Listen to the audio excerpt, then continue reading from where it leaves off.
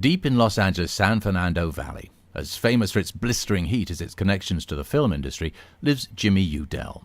Working for decades as a grip on countless sets, he was responsible for construction, arranging lights, furniture, whatever helped make the whole process flow.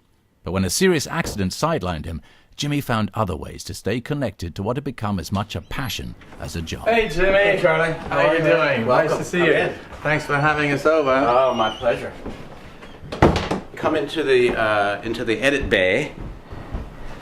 So, Jimmy, tell me, how did this whole project, When It Was a Craft, is that the name of it? How did that all come about? Yes, well, While It Was a Craft, When It Was a Craft, While It Was a Craft, began when I got injured in '98. I hurt my back really severely, and a friend of mine suggested that I do a little soul searching perhaps out at the motion picture home, because he knew that I needed something other than staying home.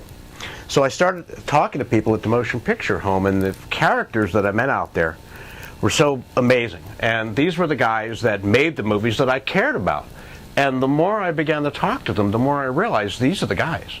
And they're sitting here like perfectly ripe fruit. And all we need to do is just pick them in order to find out all this great stuff. The earliest research that I did, one guy popped up in particular that I had to interview, and that was cinematographer Bill Fraker. Tell me some of the more important movies that Fraker worked on. Well, Fraker started with Charlie Lang on Father Goose, which was one of the first really cool movies that he did. But he did films like Mortori, then he did The Professionals, and then his stock went crazy from there. And he did Bullet, he did Rosemary's Baby. No, he wasn't the actual DP on the Professionals, right? He was brought in just as an operator to shoot some extra secondary scenes, and there was a big setup they were doing with Claudia Cardinal. Right. So in '66, you did a great movie with Richard Brooks called The Professionals. Oh, yeah. Again with Mr. Conrad Hall. Yeah, I was the camera operator on that. The only people that saw the dailies on that picture were Richard Brooks, Tommy Shaw, and Conrad Hall. Wow. Now, one day we've got Conchita coming up with the horses, and the bandits are coming up, and the army's coming on the train. We're shooting in Indio, California, because of the train. And Richard says, I want you to bring Conchita up and let her go. And in the background, when you tilt up like that, you see him coming up the hill, and then you see the train going by too. You got all of that in one shot. Okay. I said, okay. Okay, action. Horses come up, they're screaming and hollering, the train's coming, woo, woo, woo, and the train's coming, stuff like that. And I got so involved with her. I got so involved with her that when she went by, I just went with her. Yeah. On a train. And the horse went up and hit the flat car there and knocked a couple of soldiers over and stuff like that. And cut. And Richard came up to me and chewed my ass out. He says, I told you to stop there because I'm going to cut to another shot there. Now you followed it all the way through. And he says, why did you do that? And I said, because it was terrific. And he looked at me and he said, it better be.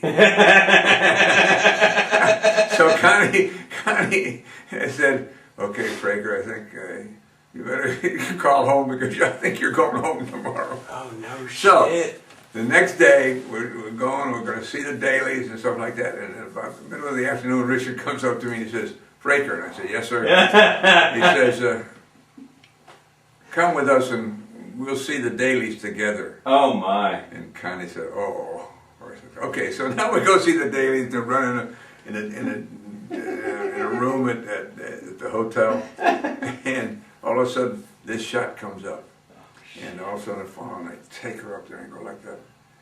And it is terrific. And next shot comes up, and Richard says, stop, projector. And he's Fraker, he said, you were right. Wow. You want to see the dailies every day now? And I said, yes, sir, I really do. And that made an association between the two of us. Man, the color photographs of Frake. And these are the ones I did during the interview process. And if you check that out, look at his hands. Man. Right. Frake. Anyway. Now, the first thing I want to show you, this is some of Dele Savito's stuff. And this is from the Sand Pebbles. Oh, yeah. Now, the story behind this photograph is Jay Sebring was actually Steve McQueen's hairdresser at the time. Oh, yeah. Dele Savito was brought down ultimately as a backup makeup guy because they already had a hair guy. But when they get there, McQueen starts talking to Dele Savito. He was in the Merchant Marines at the same time this movie is supposedly taking place, the Sand Pebbles. Right. So he knew the exact haircut that a ship's engineer would have, which was basically a bowl cut, horrible haircut. Right. So he gave them this haircut before Jay Sebring got there. And when Sebring got there, he freaked out. He was like, "What did you do? You left me nothing to cut. I can't cut anything, man. What did you leave me?" But it was such a weird, great look that Bob Wise went, "No, leave that alone. That's real." And then McQueen kept it, didn't he? Isn't that basically what he kept the rest of his career? Pretty much for the rest of his time. Following that, you get on this film, Nevada Smith, with Steve McQueen and Landau. I met Steve and Hathaway and Danny McCauley walking, and I introduced myself, and immediately Steve said, "You don't have to worry about my hair, I got my own barber." So, Jay Sebring. I was okay. So when we got to Lone Pine, Jay Sebring was with Sharon Tate, and he'd come up there to cut Steve's hair, which was as the Indian, and it was long, see, so he just had to trim it. Sure. So we started the picture, and now we get to the sequence where he's got to get a real haircut, you know. When he becomes, when he goes to the white world, right? Yeah, and we were out working on the set, and I'd gotten along with Steve pretty well because he'd ask for certain things, and I always seemed to have it. And he said, "You need a bigger mirror." I said, "Okay." Well, Lone Pine's a small town, so I go in the store, and the only mirror I can find is kind of pink with flowers. And I hold it up to him. He says, "Not that, you dumb shit," or something. He said, "This is for me." I said, "That's the only big mirror I could find." He said, "Well, let's go to the little one." And after that, he used to shave during the day, you know. And we shaved him. And he said, "You got any aftershave lotion?" And that day I had run out of Seabreeze, so I put aftershave, which is alcohol, you know. And I said, "Yeah." He said, "What is it?" I said, "Aqua Velva." He says, "You gotta be kidding. I'm not asking you for anything anymore."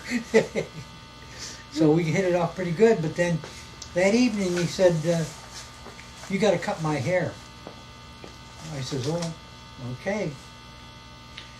I said, "Just sit down in that chair," and I put him in front of a mirror with a mirror. I said, "Now you tell me where and how much."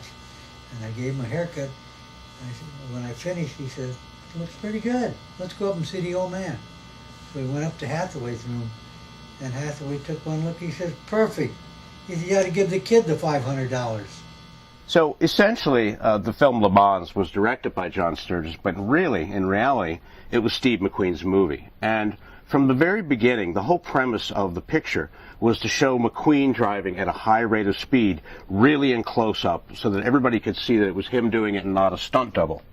To make it happen... So he said to Galen, "I want the audience..." So this is what he said to Galen, essentially, is that I want the audience to see me driving. I don't want a stunt double. I want me behind the wheel of every single thing, and I want the camera right there with me. And so to make that experience of giving them the experience of the fast speeds behind the wheel, which had never been done before.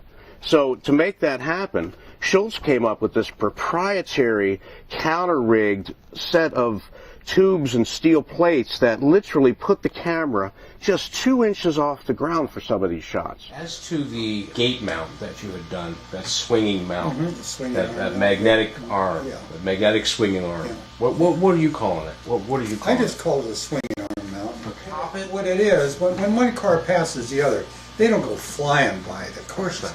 You know, they're maybe 10 miles an hour difference or something, so it's a gentle tap that releases it.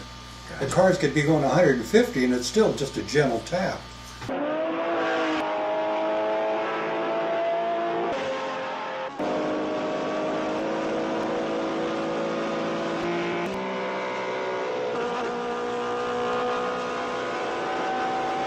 Well, thanks, Jimmy. This has really been an education, such an exciting adventure that we've gone on with you. You're like a walking, talking archive of the great independent age of Hollywood filmmaking. It's really been extraordinary. Thanks for coming, man. And you know, and the reality of it is, in my sad little life, it's just the tip of the iceberg. There's so much more than just the 10 interviews that are in the book. And that's the book. That's the book there. Yeah, well, the book's here. It's called The Film Crew of Hollywood, which is what McFarlane Press is dubbed it. It's 265 pages with 81 photographs, and about 95% of them have never been seen anywhere. And these are photographs taken behind the scenes by the crew guys. These aren't necessarily stills. These are done by grips and wardrobe people, and they weren't meant to be anything but just a record of the time and place. Kind of reality TV of Hollywood, right? Hollywood, the reality show, except at a time and a place. You're spinning back the time machine with Mr. Peabody, and you can't do that in real life. And that's kind of what the book allows you to do. It's a little bit of a walk backwards to look at this thing as an art form. Jimmy, thank you again. Thank you. Thank you for coming.